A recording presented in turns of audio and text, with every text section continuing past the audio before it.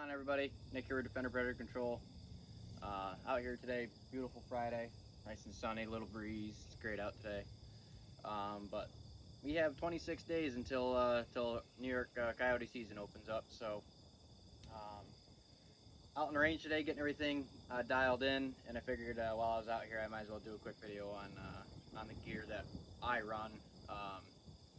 Been getting a lot of questions about that. You know, what scopes do you have? What do I need to get? Blah blah blah blah. So hopefully this makes it a little bit easier for somebody that's looking at getting into this sport.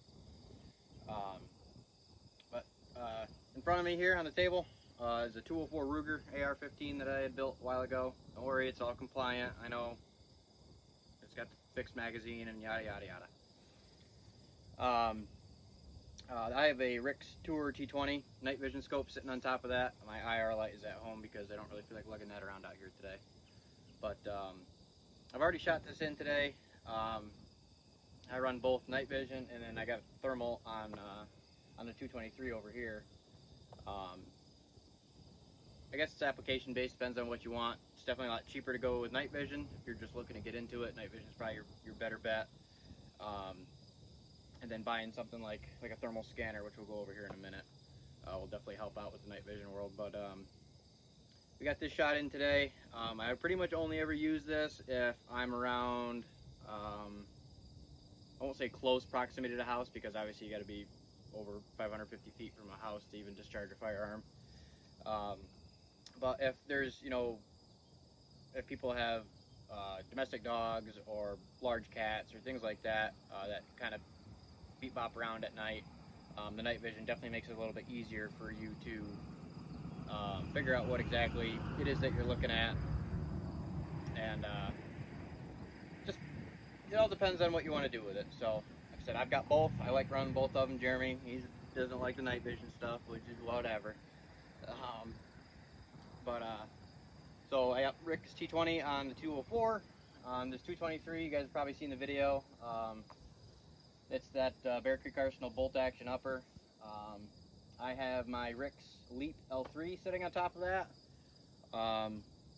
which I have to sight that in today, so I'll probably try to record some of the footage through the scope and show you guys how we do our zeros here.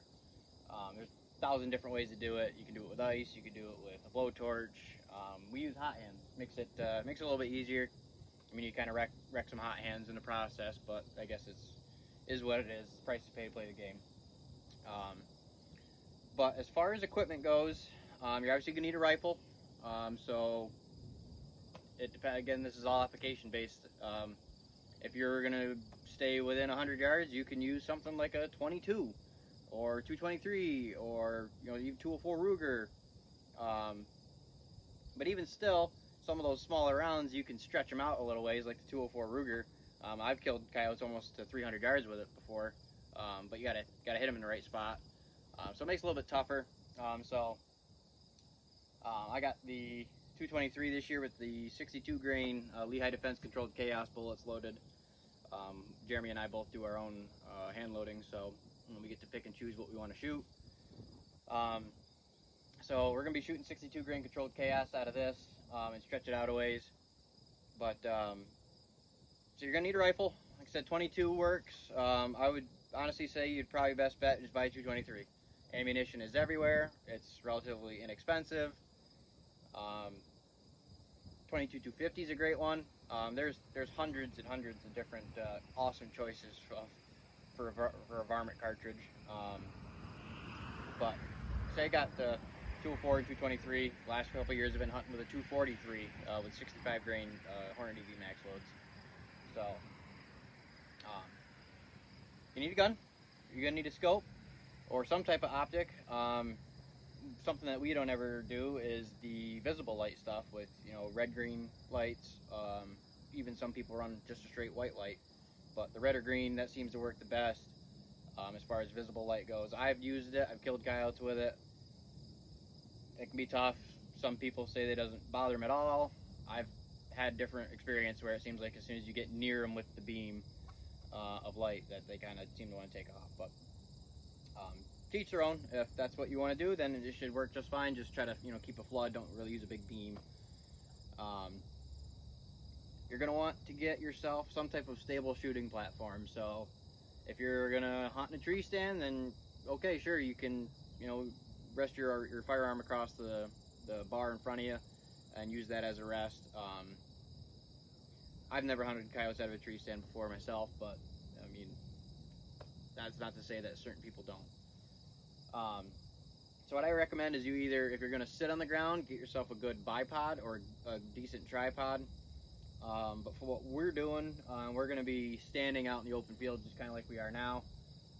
So your shooting platform is going to be critical as far as your accuracy level goes, and your confidence in shooting out to a couple hundred yards definitely goes up when you got a more stable shooting platform. So this is a bog death grip. This is a carbon fiber model. It has got a ball head conversion on it, so I don't really like the saddle. There's a lot of play in the rubber when you clamp a gun in there, and I'm just not a fan of it. So I put the Barker Outdoors ball head adapter on there, and I've just got a cheap Amazon ball head on here. I don't even know what kind it is. It is a Whalen. It does just fine. You don't need to spend $300 on a ball head just to shoot a couple coyotes at, you know, a couple hundred yards. Where you want to spend your money, in my opinion, is in the tripod.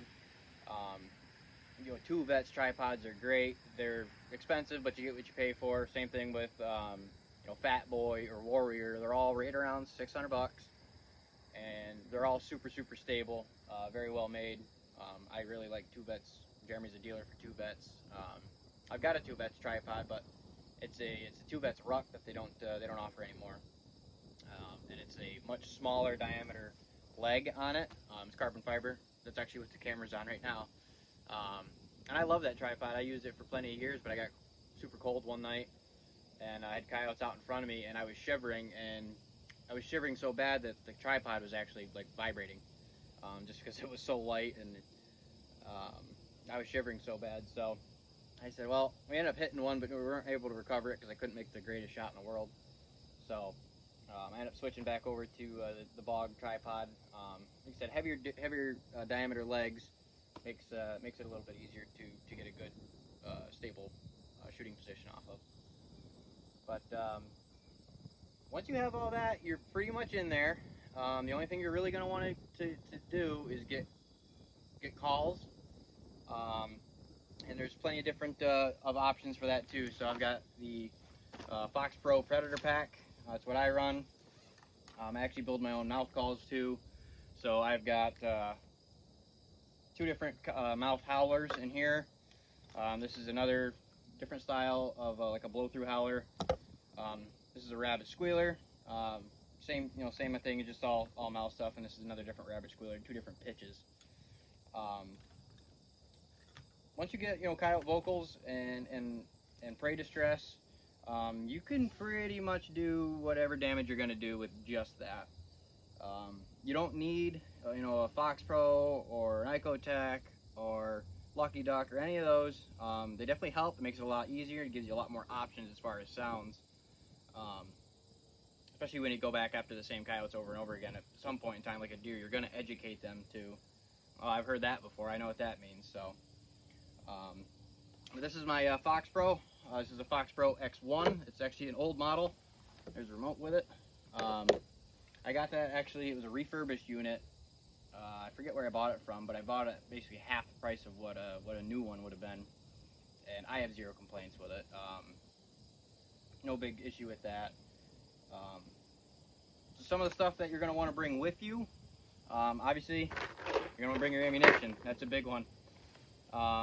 If you're going to run infrared night vision or something like this, where it's got internal or an external 18650 battery that you put into it, you're going to want batteries. So you can buy these cases right on Amazon. They're real cheap. You can buy these batteries on Amazon. They're cheap. I don't recommend running the cheap batteries in your scope. Like I said, if you have an IR light that runs on 18650s, I would say these cheap ones are just fine. That's what I use. The depends on how much you use the IR light, how much power you're using on the light. I would find that I would end up changing the battery usually once a night. You know, fresh battery when I start, 2 stands or so after running the IR light. You could tell it's getting weak, so I would just switch those out. I'm a diabetic, so I got me some snacks in here. Got some high chews, got some fruit snacks. I got some AA batteries in case we're in an area that you know, we have trail cameras in. We can replace those. I've got a spare magazine in the side pouch here. These just fold open so you can play the call from inside. There's mesh in there. That way, if it's raining, you can get away with that. A headlamp. Headlamp's definitely going to help you.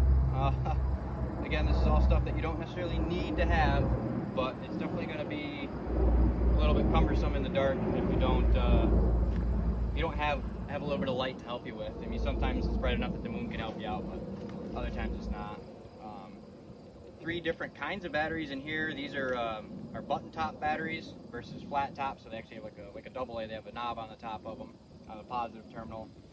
Some scopes and some lights take them, and some of them won't. So, you know, if I'm hunting with a buddy that runs out of battery and he's running button tops, I've got 3 extra button tops in there.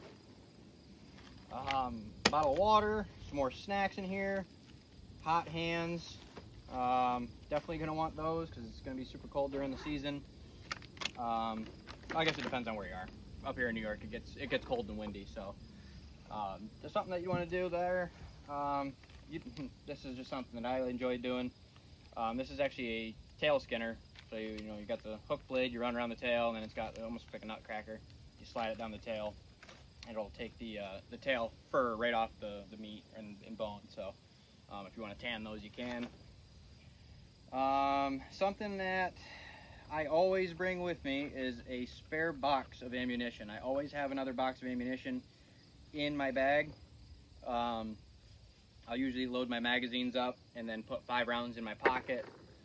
So I'll usually end up basically having 15 rounds at my disposal ready to go. So I don't need to bring these with me. I'll just bring 20 extras with me. But if I end up shooting that much in a night, there's a problem.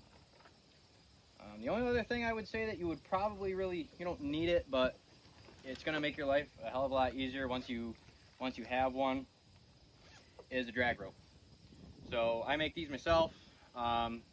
There's obviously 100 different ways to tie paracord into anything you want. I make mine as a choke, so your hand will go through here. It kind of cinches down on your hand a little bit, which some people like, some people don't. This one's a little bit bigger for people with bigger hands.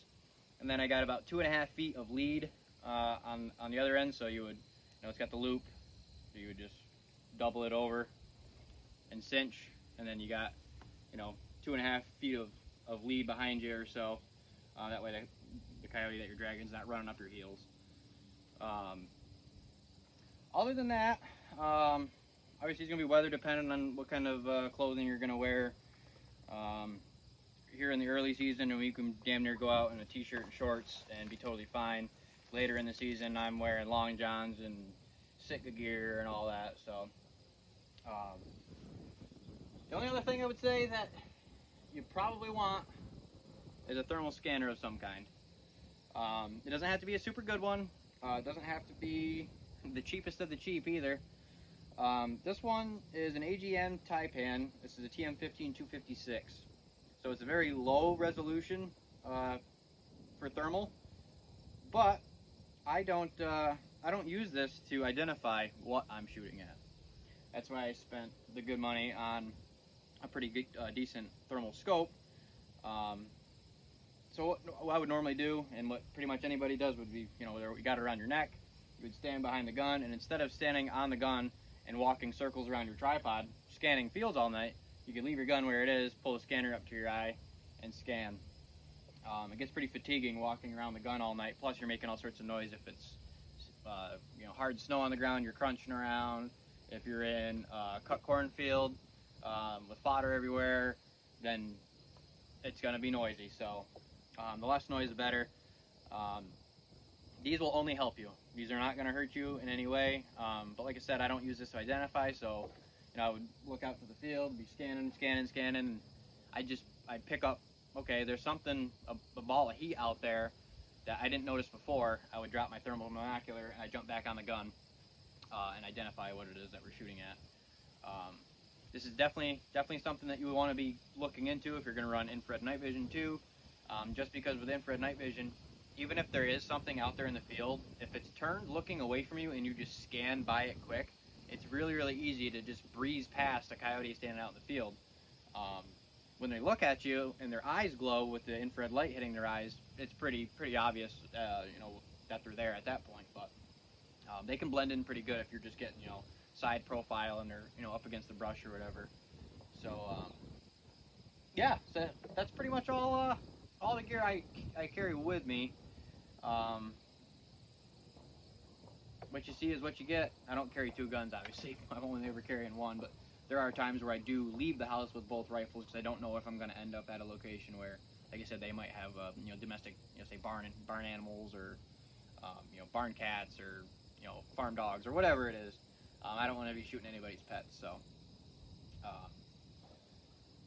We got our hot hands been out there since I set up the camera, warming up over there at 100 yards. So I'm going to turn scope on the 223, and I'll go out there and I'll zero at 100, and like I said, maybe I'll throw in a couple clips of that in here. But one of the cool things with the new Rix stuff is this scope actually has the opportunity for you to buy into a ballistics calculator and custom reticles. So this morning I just roughly, I know I'm shooting right around 2,900 feet a second. I know the ballistic coefficient on them bullets. So I put that all into a ballistics calculator this morning and actually built a custom reticle based off of my ballistics data. So we're going to zero at 100, and then I'm going to probably try to stretch it out a little bit. It's going to be tough with a hot hand because I'm going to have to keep taping it to the targets out there, the steel. But we'll try to stretch it out and see if that ballistics calculator worked well or not, and see if maybe I can get holds out to 400 yards or so. Not that we will, you know, be shooting that far on a consistent basis, but you never know.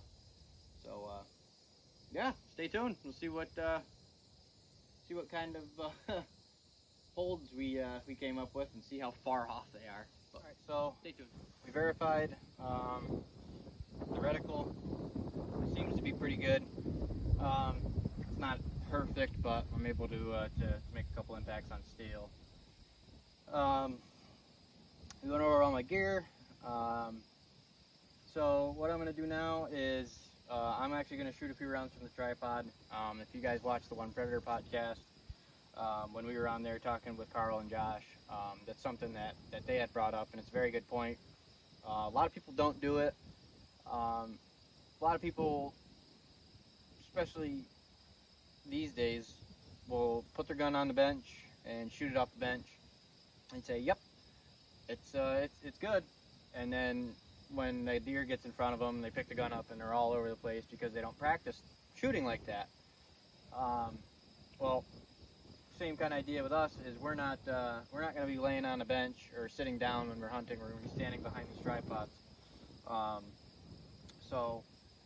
Like they said, you got to practice what you preach. So we're shooting off the tripod now. I'm going to go out to 200 yards if I can see the targets. The thermal stuff has been a little weird today because of the heat. Yeah, when the sun comes out, you can't see the targets. When the sun goes away, you can see them. So I can actually see them pretty well right now. So I'm going to put one round on steel at 200 yards. We've got a pretty good right to left crosswind going right now. So I'm going to put one round out there at 200, and then I'm going to try to stretch out to 300 and put 2 rounds on steel out there.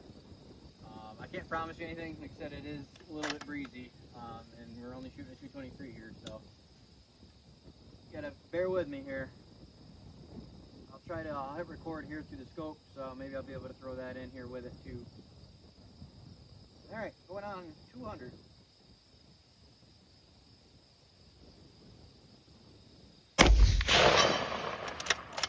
Okay, good one. We'll go out to 300 now, which should be my second dot down.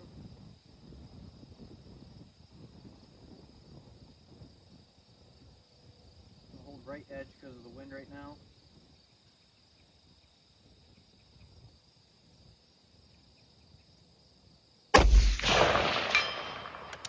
Impact.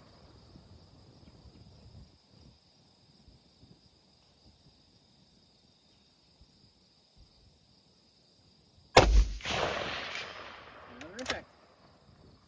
Well, there you have it, ladies and gentlemen. Quick couple hours today.